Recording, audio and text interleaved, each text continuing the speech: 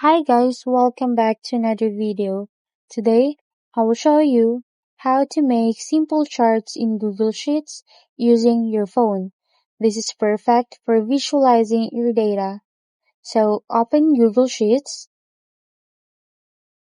then create a new spreadsheet or open an existing one.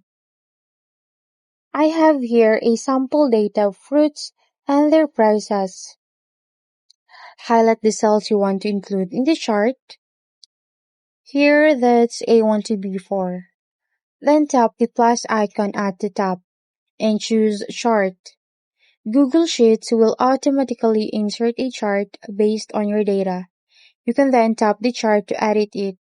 Change the chart type like bar, line, or pie chart, or adjust the colors and labels for a clearer look.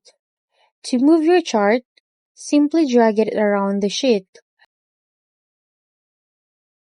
or tap the three dots to delete or duplicate it.